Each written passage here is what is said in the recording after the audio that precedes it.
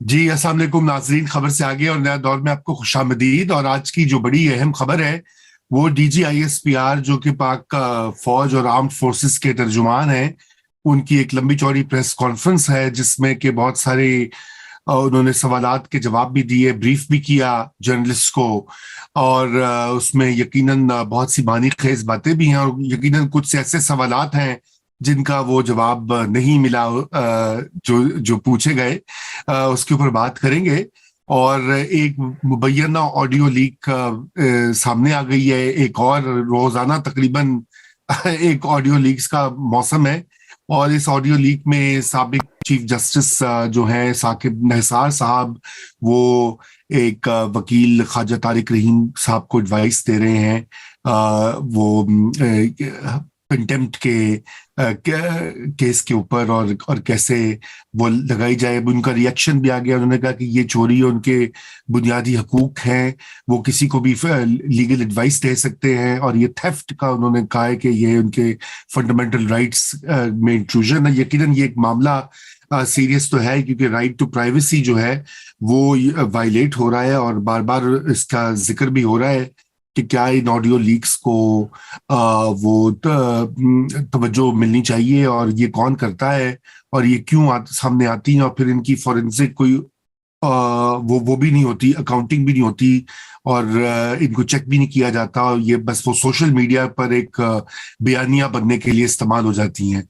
कल एक और इंटरव्यू जो इमरान खान साहब ने दिया मारिया मेमन को ARY न्यूज पर, उसका तस्करा होता रहा और चर्चा होता रहा। और उसमें उन्होंने ये कहा कि सदर अलवी के साथ जब उनकी जनरल बाजवा से मुलाकात हुई थी, तो उसमें जनरल बाजवा ने उनसे कहा कि वो दोनों असेंबलियां तोड़ दें ताकि इंतखाबात जल्दी हो जाएं। और उन्होंने कहा कि PDM भी यही कहती थी, और शायद खाकान अब्बासी भी यही कहता था, और मरियम भी यही कहती थी, तो हमने तोड़ दी असेंबलियां।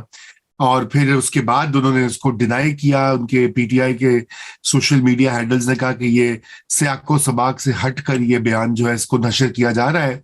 लेकिन उनके अल्फाज तो कहे हुए अल्फाज सब सामने है सबके, और उनमें तो कोई इबहाम नहीं है। तो इन तमाम मौजूआत पे बात करेंगे। हमारे साथ मौजूद हैं मुजम्मिल सोहरवर्दी साहब, मुर्तजा सोलंकी साहब हस्ब मामूल मेरे साथ हैं, और इजाज अहमद साहब हमारे साथ हैं जो कि आज की प्रेस कॉन्फ्रेंस में भी थे। और जी इजाज साहब, आपसे स्टार्ट करते हैं। ये तो हमें जरा बताइए कि आप उस प्रेस कॉन्फ्रेंस का थोड़ा सा, ISPR की प्रेस कॉन्फ्रेंस का तज़किरा करें, और फिर हम मजीद उसके ऊपर कमेंट्स भी लेंगे और तबसरा भी करेंगे। जी जी रजा, एक तो चूंकि DGISPR पर एक प्रेस कॉन्फ्रेंस ड्यू थी जब से उन्होंने चार्ज संभाला है। उसके बाद उनकी हम लोगों के साथ एक गैर रस्मी मुलाकात हुई थी। वो प्रेस कॉन्फ्रेंस नहीं थी और उसमें सवालात भी उस तरह नहीं हो सके थे। आज से बस गपशप हुई, चिट चैट हुई, जैसे कभी कभी हम आप कर देते हैं प्रोग्राम से पहले। लेकिन आज एक फॉर्मल प्रेस कॉन्फ्रेंस चूंकि उनके ऊपर ड्यू थी, तो वो उन्होंने मुनासिब यह समझा कि ईद का मौका है, दस्तूर भी है ईद मिलन का, तो चले प्रेस कॉन्फ्रेंस भी करने। इस प्रेस कॉन्फ्रेंस में उन्होंने दहशतगर्दी के हवाले है वो शेयर किया, पिछले साल का भी और इस साल के जो ये पहले 3-4 महीने उनका डाटा शेयर किया। फोकस उनका उसी पर था कि दहशतगर्दी के खिलाफ जो काइनेटिक ऑपरेशन हैं, जो IBOs हैं, और जो एफर्ट्स है पाक फौज कितना पुटिन कर रही है, वो सारी चीजें वो बयान करना चाहते थे। और उन्होंने दरखास्त भी की थी हम लोगों से कि जी सियासी सवाल ना करें। लेकिन फिर वो जर्नलिस्ट ही क्या, जो है वो जिसकी जबान खामोश रहे, तो लोगों ने सियासी सवालात भी पूछे। मतीन हैदर ने पूछे, कामरान यूसुफ ने पूछे। उनका आप अहवाल आगे चलकर होगा, लेकिन जो बुनियादी बात है वो एक तो डाटा शेयर करना था, क्या क्या किया अब तक, क्या क्या कर रहे हैं। फिर पाक फौज का जो रोल है कि हम जो आपके इकोनॉमिक मेजर्स क्या ले रहे हैं हम ऑस्टेरिटी के हवाले से, वो सब उन्होंने बयान किया। लेकिन मेरे ख्याल में ये एक मैसेजिंग भी थी। DGISPR का ताल्लुक चूंकि सिग्नल कोर से है, तो आज उन्होंने अनलाइक द प्रीवियस DGs, उन्होंने बहुत मलफूफ अंदाज में कुछ मैसेजिंग की। हुकूमत को मैसेज, कोर्ट को दिया, इलेक्शन कमीशन को दिया, अवाम को दिया, इमरान खान को दिया। इवन के दहशतगर्दों को भी दिया। तो वो मैसेजिंग जो थी, मुझे तो वो नजर आई है इस प्रेस कॉन्फ्रेंस में। और इस प्रेस कॉन्फ्रेंस को अगर आप पूरा सुने दोबारा भी, तो आप मेरी बात से मुकम्मल तौर पर इत्तेफाक करेंगे कि वाकई ये जो प्रेस कॉन्फ्रेंस थी, ये मुख्तलिफ जगहों पर पैगाम पहुंचाने के लिए थी। एक आपको पता है आजकल बहुत वो ट्रेंड चल रहा है हामिद मीर साहब का की जो गुफ्तगू थी, और फिर उस पर जो नसीम ज़ारा साहिबा की गुफ्तगू आई, वो जो जनरल बाजवा के हवाले से थी और इंडिया के साथ जंग और फिर टैंकों के हवाले से थी। तो उसको उन्होंने बहुत जो है वो वेहीमेंटली, बहुत जोर देकर उसको उन्होंने डिनाई किया। उन्होंने ये कहा कि इंडिया और पाकिस्तान के बजट में फर्क तो बहुत पहले से है, लेकिन पहले भी हमने इंडिया को भरपूर जवाब दिया। और फिर अभी उन्होंने कहा कि हम जो है वो दहशतगर्दी के खिलाफ एक हमने जंग जीती है, हम वॉर हार्डन आर्मी हैं, और हम इंडिया को समेत हर दुश्मन को हर जगह हर मौके पर मुनासिब जवाब देने की सलाहियत रखते हैं। और ऐसा नहीं है जैसा ये टैंकों के बारे में तासुर दिया। और उन्होंने कहा कि कोई हमारे हवाले से इस मामले में गलतफहमी का शिकार ना रहे। जी, गलतफहमी का शिकार न रहे, बिल्कुल। और ये वाली बड़ी अहम ये जो इंटरव्यू था जो नसीम ज़हरा साहिबा ने हामिद मीर का किया, और यकीनन पिछले 2-3 दिन से तो ये डोमिनेट करता रहा खबरों को। इसके ऊपर भी आगे चल के हम बात करते हैं, लेकिन आप ये बताइए कि पैगामात क्या थे आज की जो ISPR की प्रेस कॉन्फ्रेंस थी। शहबाज शरीफ के लिए क्या कहा गया, इमरान खान के लिए क्या गया, जेर लब और तहत वो बिटवीन द लाइंस जैसे कहा जाता है, और अदलिया के लिए क्या कहा गया, इलेक्शन कमीशन के लिए क्या गया, ये 4 लोगों के बारे में क्या पैगाम था?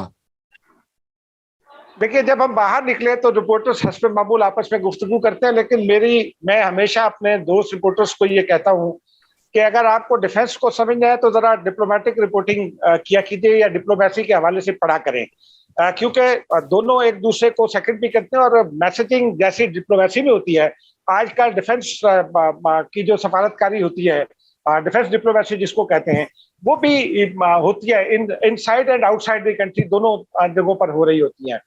एक तो मैसेज बहुत क्लियर कट था कि जनाब वो जो अभी आपने बात भी की कि सवाल भी हुआ कि दहशतगर्दों को लाया गया था, वो तो खैर सवाल पूछने वाले ने खुद ही उसको नेशनल सिक्योरिटी कमेटी की जिम्मेदारी करार देकर DGI-SPR को जवाब देने से मुबर्रा कर दिया था उसी सवाल में। लेकिन उस पर उन्होंने कतन ये नहीं कहा कि वो जो दहशतगर्द लाए गए उनके बारे में हम कुछ नहीं कहेंगे या कुछ नहीं करेंगे, लेकिन उन्होंने कहा कि हम काइनेटिक ऑपरेशन कर रहे हैं, हम IBOs कर रहे हैं, हम कुर्बानियां दे रहे हैं। और फिर उन्होंने बहुत वाज़ेह अल्फाज में ये कहा कि हमारा और दहशतगर्दों का एक ताल्लुक है, वो ताल्लुक है अस्करी ताल्लुक है, पाकिस्तान के अवाम के साथ एक आईनी ताल्लुक है, हुकूमत के साथ एक आईनी ताल्लुक है।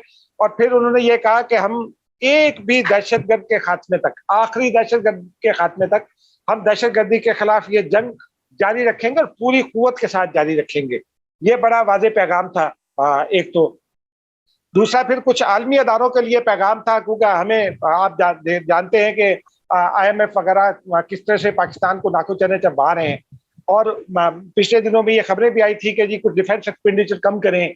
तो जो नॉन प्रोडक्टिव एक्सपेंडिचर है डिफेंस का, उसके हवाले से उन्होंने काफी कुछ बताया कि जनाब हमने इस तरह की एक्सरसाइज करना शुरू की है, हमने ये मैयर्स लिए हैं। फिर उन्होंने ये भी बताया कि हमने अपने बजट से मुल्क के मुख्तलिफ हिस्सों में इकोनॉमी के लिए, तालीम में ये कर रहे हैं, हॉस्पिटल इस तरह से कायम कर रहे हैं, ये चीजें कर रहे हैं।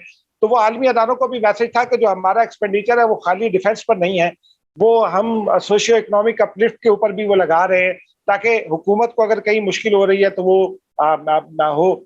उनसे बहुत वादे अंदाज में ये पूछा गया था कि इमरान खान ने जो बयानिया एक बनाया है, और उस बयानिए की बुनियाद पर बकौल रिपोर्टर के इमरान खान ऐसा लगता है कि सिक्योरिटी रिस्क बन गए हैं, तो आप इस पर क्या कहते हैं। उन्होंने इमरान खान को डायरेक्ट सिक्योरिटी रिस्क तो नहीं कहा, लेकिन उन्होंने ये कहा कि हम हुकूमत के पाबंद हैं, और हमारा हुकूमत के साथ एक आईनी रिश्ता है, पाकिस्तान के अवाम के साथ एक आईनी रिश्ता है, और हम आइन के मुताबिक चलेंगे। यानी कि आइन के मुताबिक जो अगर हुकूमत ये कहेगी कि जनाब आप फलां के खिलाफ ऑपरेशन करें तो हम करेंगे। फिर जो इलेक्शन से मुतालिक सवाल था, उसमें बुनियादी तौर पर यही पूछा गया था कि क्या आपने ये बताया है कि आप इलेक्शन कितने मराइल में फौज दे सकते हैं, कितनी फौज दे सकते हैं। तो उन्होंने कहा कि अगर आपको बताना होता तो फिर आपको बताते, बंद कमरा में ब्रीफिंग क्यों देते। हमने इलेक्शन कमीशन को बता दिया, हमने हुकूमत को बता दिया, हमने सुप्रीम कोर्ट को बता दिया। लेकिन साथ उन्होंने एक और बहुत मानी खेल जुमला कहा कि जो आइन का आर्टिकल 245 है, उसके तहत हुकूमत फौज की जिम्मेदारियों का तयन करती है in aid of civil power. तो उन्होंने कहा कि इसका मतलब यह था कि अगर हमारे पास इससे गुंजाइश नहीं है, आपने अगर फौज मांगनी है तो हुकूमत से मांगे, हमें बराह रास्त मत कहें। ये सुप्रीम कोर्ट को भी मेरे ख्याल में एक वादे पैगाम था कि हमें बराह रास्त ना हिदायत की जाए, हम हुकूमत का मातहत अदारा हैं, तो हमें हुकूमत के मातहत रहने दिया जाए।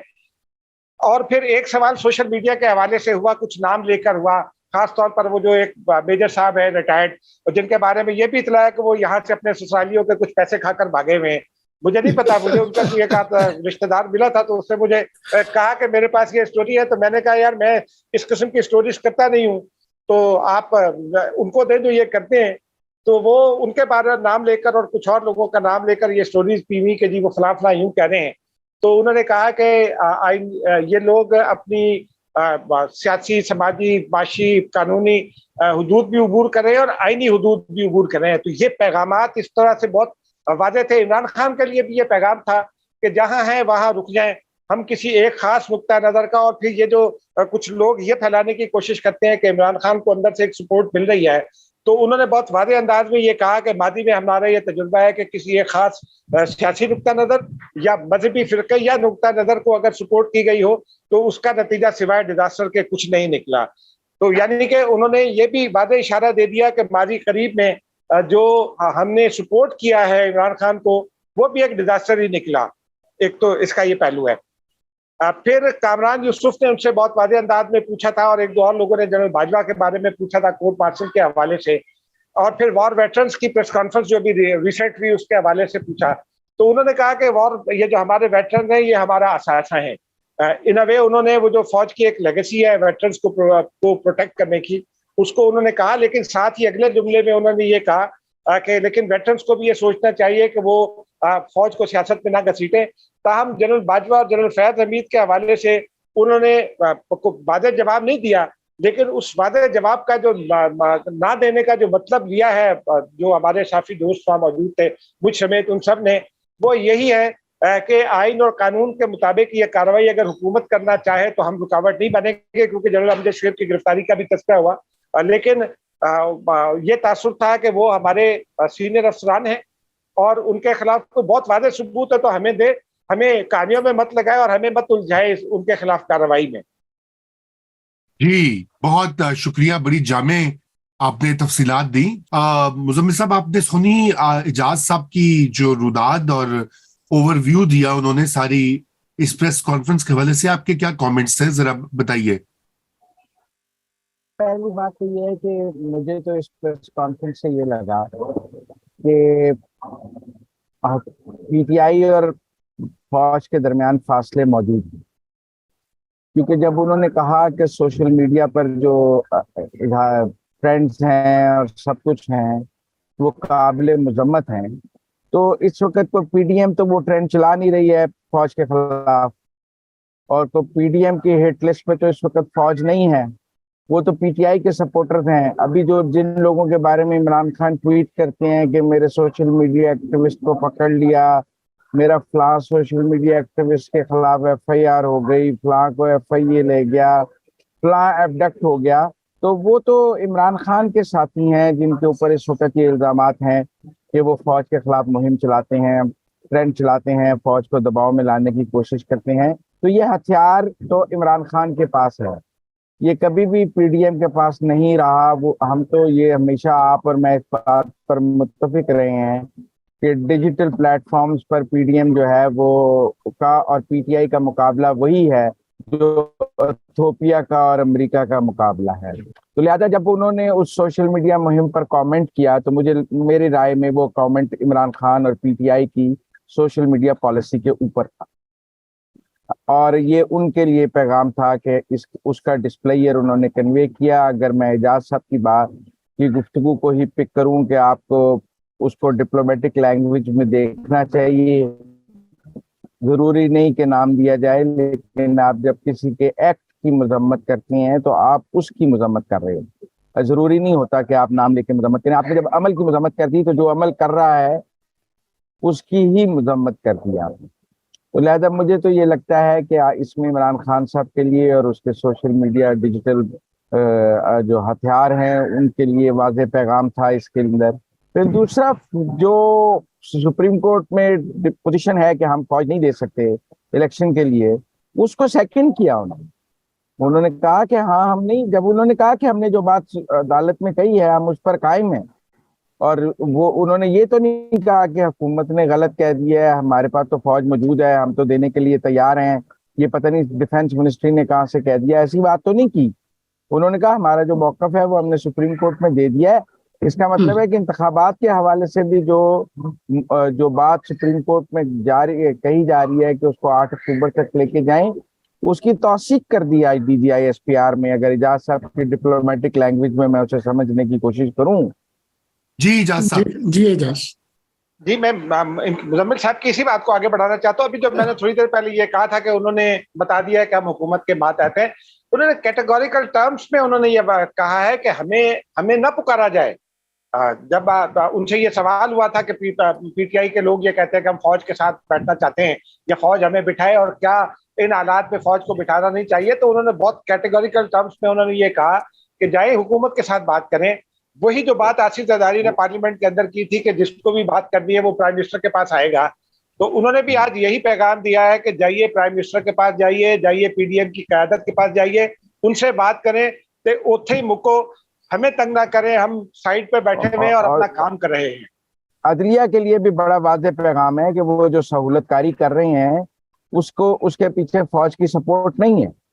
लिहाजा एक तो इसकी टाइमिंग 27 तारीख से पहले ये प्रेस कॉन्फ्रेंस करना बहुत इंपॉर्टेंट है, मैं समझता हूँ। और जो इसमें पैगामात हैं वो चीफ जस्टिस के लिए भी हैं, इमरान खान के लिए भी हैं। मैं इसमें ये कहना चाहता हूँ कि देखिए ये जो आप बातें कर रहे हैं ना, तो ये अब आपके क्या ख्याल से कि वो क्या कहते हैं कि हम हुकूमत के मातहत नहीं है, या वो ये कहते हैं कि हमारी कोई आजादाना पॉलिसी होती है? ये वो पुराने जमाने तो चले गए ना। नहीं अगले साहब कहते हैं नहीं, वो कहते थे वेले लंघ गए नहीं, वो कहते थे ना ये तब्दीली का साल है।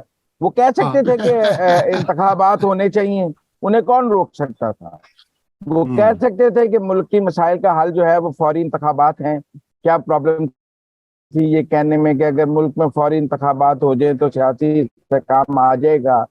वो इस तरह का कोई एक फिक्रा बोल सकते थे जिससे पॉलिसी बड़ी क्लियर हो जाती। वो कह सकते थे कि हम आर्टिकल 245 के तहत अगर सुप्रीम कोर्ट ने कहा तो हम अब दोबारा इस पर गौर कर सकते हैं, अगर सुप्रीम कोर्ट हमें बराह रास्त हुक्म कहेगा तो हम उसको मान लेंगे। वो इस तरह की 100 बातें कर सकते थे जिससे डिफरेंट मैसेजिंग हो सकती थी। देखिए दादा, दो बातें उन्होंने, इसी बात को आगे बढ़ाता हूँ, 2 बातें उन्होंने बहुत क्लियर कही हैं। एक तो उनसे वही सवाल हुआ था कि वो जो सोशल मीडिया पर ऑडियो लीक, वो जो महजबी नून साहिबा है और राफिया तारिक रहीम साहब है, उनकी ऑडियो लीक के हवाले से जो ट्रेंड चला है मार्शल लॉ या इमरजेंसी और फिर ये मज़ाकरात, तो 2 बातें उन्होंने कैटेगोरिकली कही हैं कि एक तो हम मज़ाकरात कराने के लिए अवेलेबल नहीं है, क्योंकि इन अ वे उन्होंने ये बताया है कि जो रिसेंट पास्ट में जनरल बाजवा ने कोशिश की थी, आपको भी पता है कि आसिफ जरदारी ने इसकी तस्दीक भी की थी, मुलाकात हुई और फिर उनसे ये कहा गया कि आप तहरीक अदम इत्तेफाक वापस ले लें, वो भी एक तस्फिया की कोशिश थी ना। तो उन्होंने उससे भी डिस्टेंस कर दिया कि उस कोशिश के चूंकि रिजल्ट अच्छे नहीं है तो हम किसी सियासी तस्फिये में नहीं पड़ना चाहते, तस्फिया आप लोग करें, हम बाहर बैठे हैं। और दूसरा उन्होंने ये भी बता दिया है कि हम मार्शल लॉ लगाने के लिए अवेलेबल भी नहीं है, ना ही हम ये सोच रहे हैं और ना ही ऐसा कर सकते हैं। आपको खुद ही बैठकर मामलात को तय करना होगा, चाहे वो पार्लियामेंट के अंदर हो चाहे वो अदालत के अंदर हो, लेकिन ये मामलात आपको खुद ही तय करना होंगे, साढ़े ते न रहना।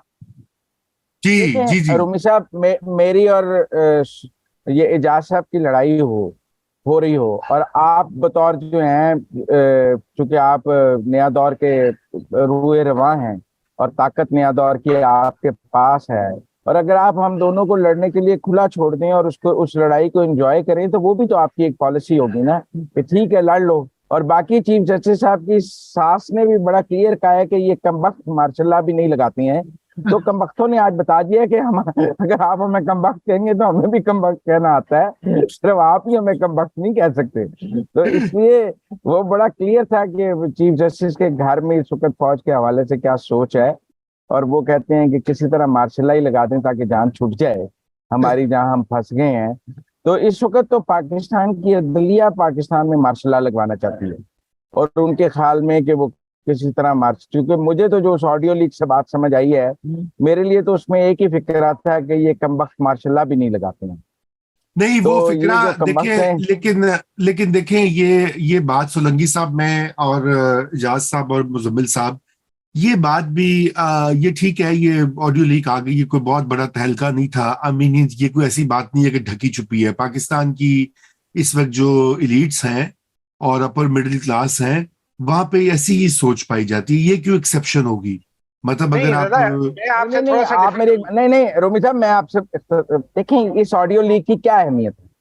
बहुत से जी लोग ये सवाल करेंगे मामूली बात है, नॉर्मल बात है। नहीं, मामूली बात नहीं है।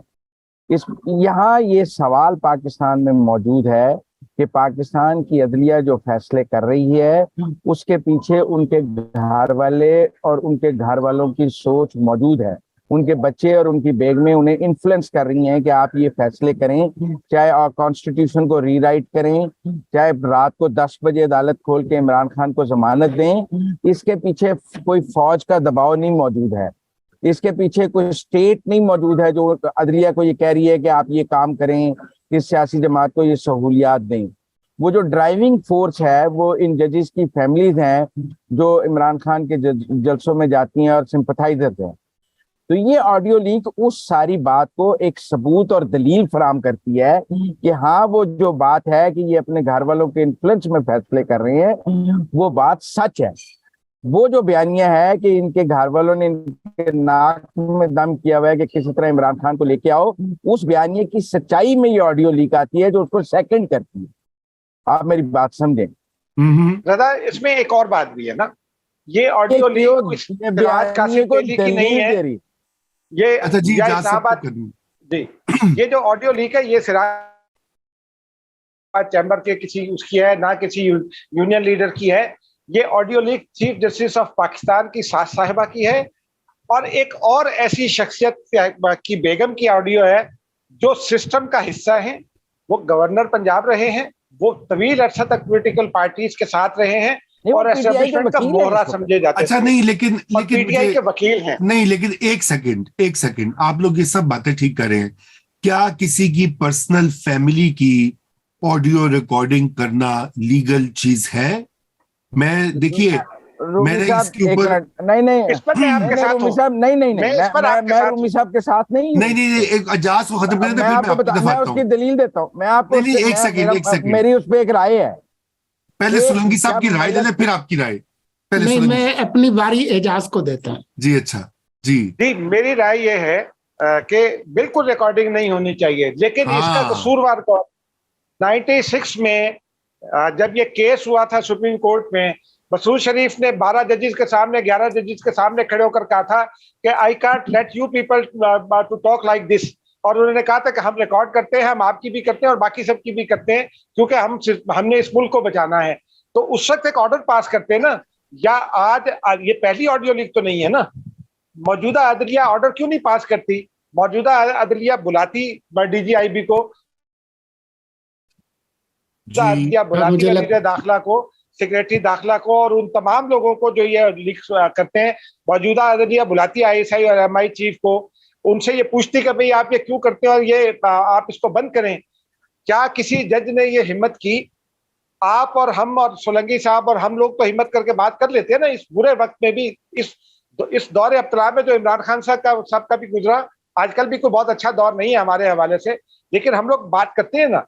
क्या किसी जज ने जो फौज को बिल्कुल टोटली एब्सोल्युटली नॉट कह रहे हैं, जो तासुर है एक सोशल मीडिया पर कि फौजी चाहते हैं कि अदलिया जो है वो उनके कहने से फैसले करे और वो नहीं करे, यही तासुर है ना सोशल मीडिया पर।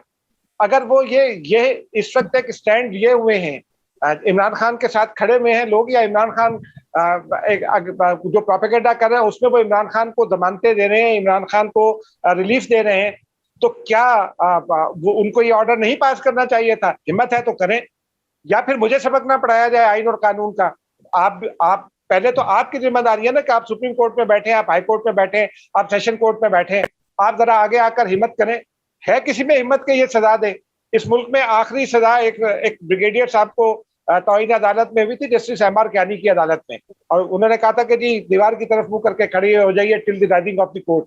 उसके बाद मुझे बताएं कि क्या किसी को किसी भी रिटायर्ड फौजी को सजा दी है किसी जज ने, किसी भी बड़े से बड़े इस तरह के जुर्म में? एक सजा सुनाई थी वकार सेठ साहब ने, उसके बाद वो सजा किसने मुअत्तल कर दी थी?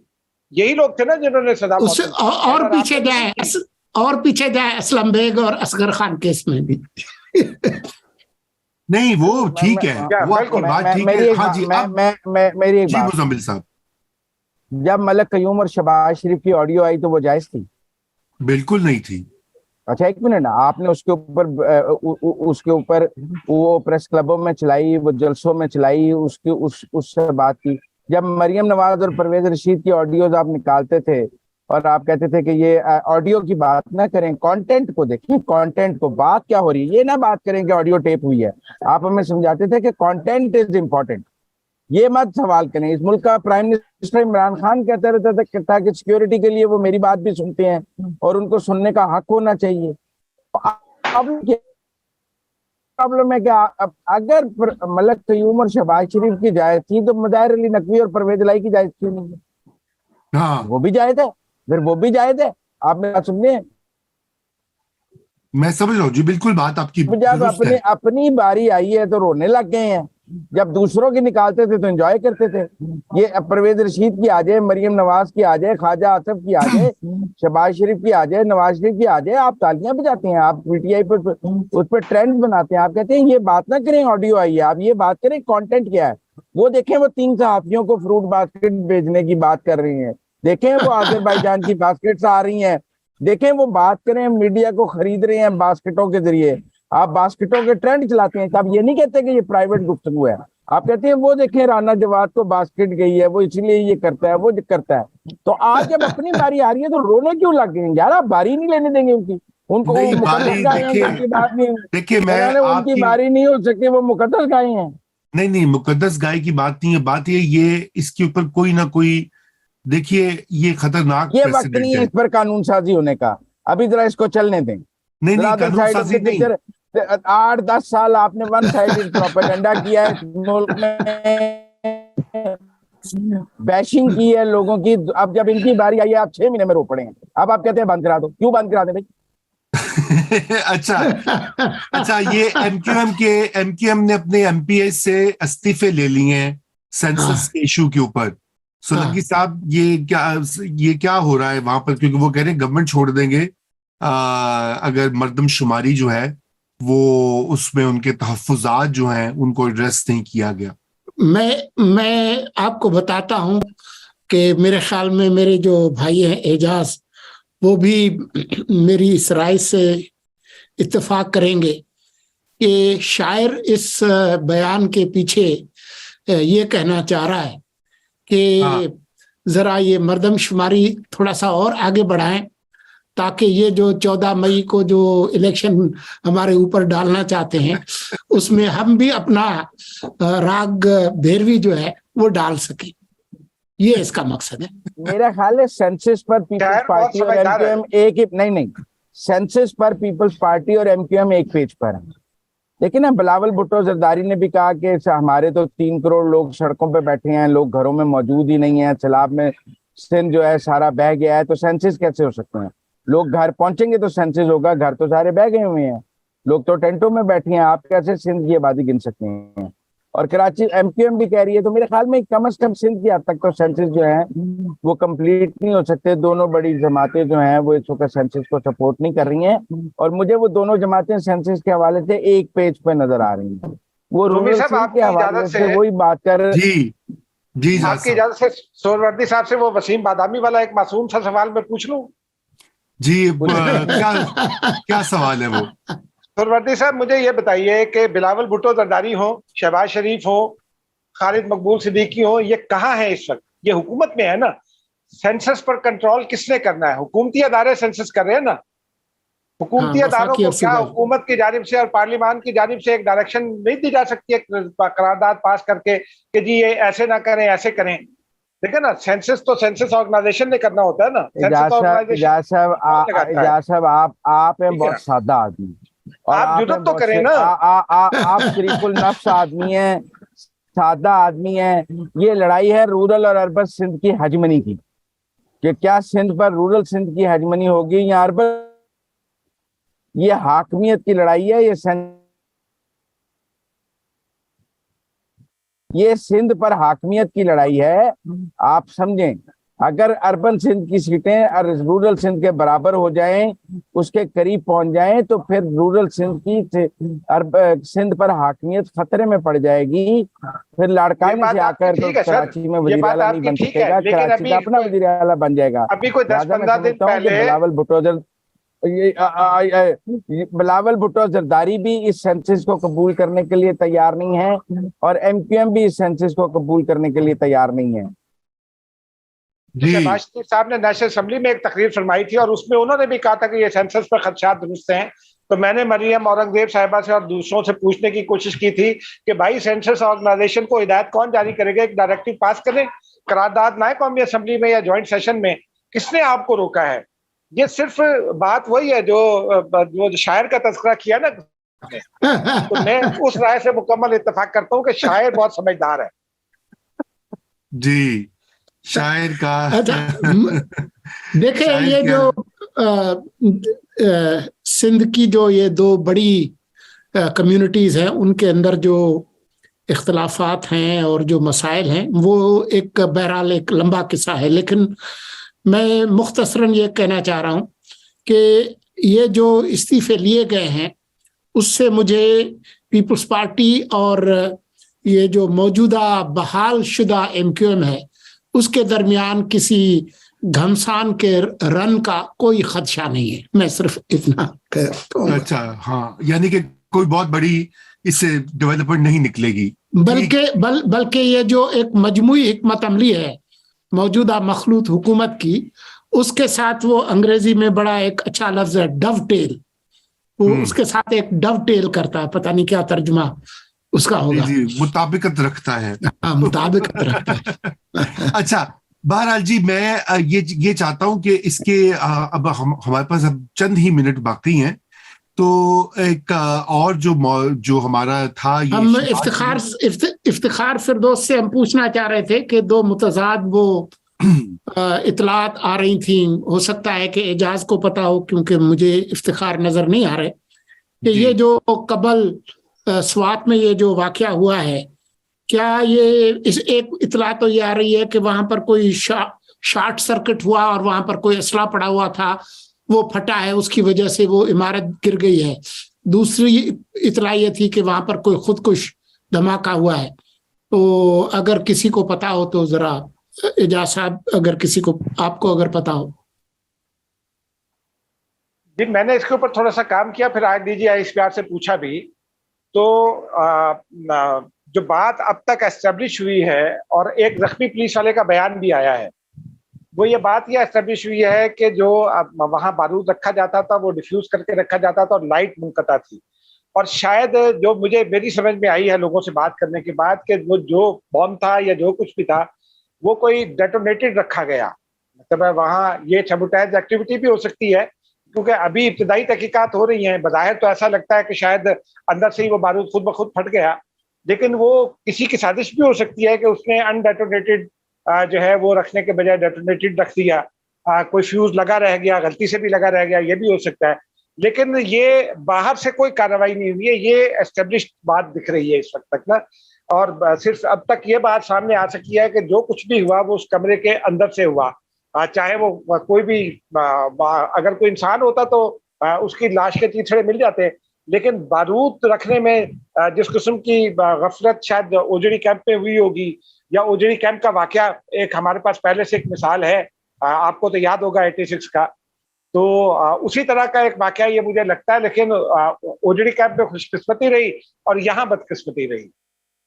जी जी बिल्कुल। मेरे ख्याल से तो ये इसके ऊपर तो तहकीकात अभी मेरे ख्याल से अभी मुकम्मल नहीं हुई, और इतलात जो है वो कोई कंफर्म भी नहीं है, मुख्तलिफ आरा सामने आती रही, कॉन्ट्रडिक्ट होती रही।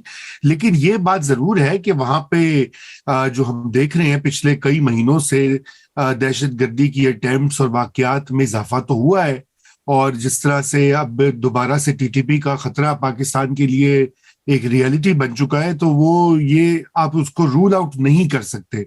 अच्छा, बहरहाल जी, देखिए हमारा वक्त ऑलमोस्ट खत्म हो चुका है। एजाज साहब, आपने इमरान खान ने जो असेंबली तहलील करने की जो पीछे जो असल जो मुहर्रकात थे उसका जिक्र ही नहीं किया।